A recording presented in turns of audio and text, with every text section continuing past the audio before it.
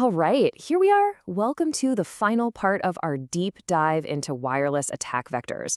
We have covered so much ground, from Wi-Fi to satellite systems, and now we're going to bring it all together and take a serious look at the future of this profession.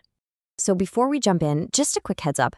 As you can see, this is the 10th and final part of a tutorial that's based on a really extensive research report called Wireless Attack Vectors, a comprehensive technical guide from Virtualization Options LLC.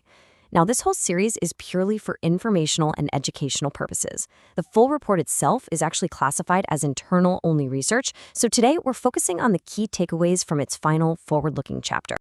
Okay, so what's on the docket for this capstone explainer? First, we're going to look at what's next, those next-generation attack vectors. Then, we'll talk about the modern research toolkit, what you need to have on hand. After that, and this is a big one, we'll cover the legal and ethical guidelines. Then, we'll get practical and talk about how to build a security practice from the ground up.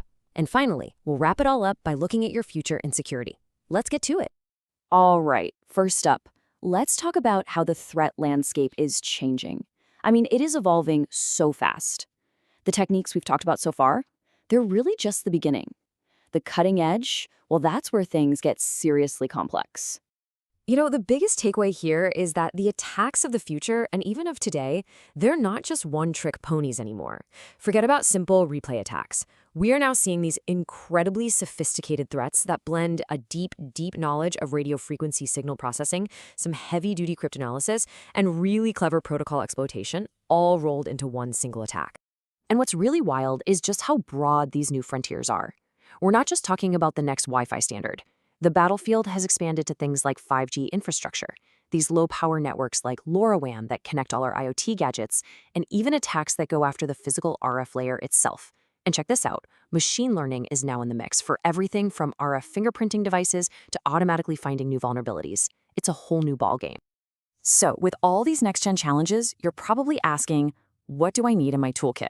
And that's a great question. Having the right gear and the right software is absolutely essential if you want to stay ahead of the curve in this field. A perfect example of the power of modern hardware is the Hack F1. This thing is a total game changer. As a software-defined radio, or SDR, it's pretty much democratized RF security research. I mean, this one piece of gear, which is pretty affordable, lets you analyze and transmit on a massive range of frequencies. We're talking from 1 megahertz all the way up to 6 gigahertz. Incredible. And then there's this little guy, another key tool that has just exploded in popularity, the Flipper Zero. You can think of it like a Swiss Army knife for hardware and wireless hacking. It packs a ridiculous amount of capability for RFID, NFC, and all sorts of sub-gigahertz stuff like your garage door or your car's key fob, all into this one tiny portable device. But of course, the hardware is only half the story, right? It's got to be paired with some powerful software. Tools like GNU Radio and Universal Radio Hacker are the bread and butter for signal analysis. And what's new is that frameworks like TensorFlow and PyTorch are now being used for machine learning-based attacks. But most importantly, none of this, hardware or software, works without the essential skills. You have to have a deep understanding of RF principles, protocol analysis, signal processing, and cryptanalysis. Now, all this power, all these capabilities, they lead us to what is, without a doubt, the most critical part of being a professional in this field, the rules of engagement. Because having these powerful tools comes with some immense responsibility. This is the question. It's the essential question that every single security professional must not only ask themselves, but have a crystal clear answer for before transmitting even a single packet. The line between legitimate research and illegal activity can be razor thin. And trust me, ignorance is not a defense. So what's the answer? It's following a strict ethical framework, no exceptions. Step 1, and this is non-negotiable, is to get explicit written authorization that clearly defines the scope of what you're doing. After that, you've got to practice coordinated disclosure with vendors, you have to handle any data you capture with extreme care, avoid anything that could endanger safety, and finally, document everything, meticulously.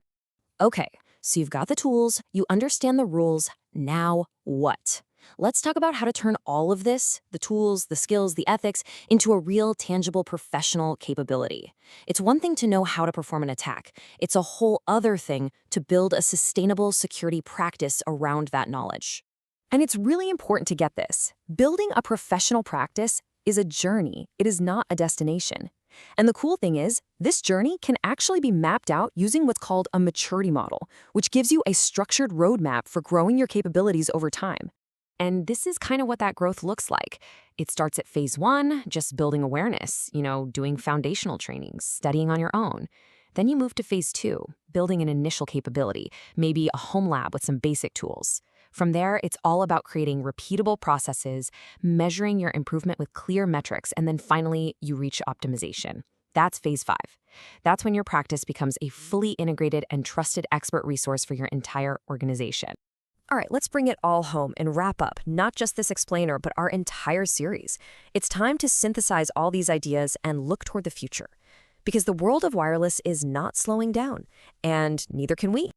Across all 10 parts of this series, a few fundamental truths have just kept coming up again and again. First, convenience is almost always the enemy of security. Second, that need for legacy compatibility, it means old weaknesses just hang around forever. Third, the physical nature of radio creates attack vectors that just don't exist in the wired world. And finally, there is no silver bullet. Defense has to be layered. And this quote, this really captures the single most important takeaway from this entire series. Technologies are going to change. 5G will eventually become 6G. New IoT protocols will pop up. But the core principles, understanding RF, analyzing protocols, and mastering assessment methodology, that foundational knowledge will serve you for your entire career. It has lasting value. So we're going to end with this thought. We've given you the foundation, but really, your learning journey is just beginning. The technologies that are shaping our future, 5G, IoT, AI, they're being deployed right now, and they're creating a bigger attack surface than we have ever seen before. So the question is, how will you evolve to secure it?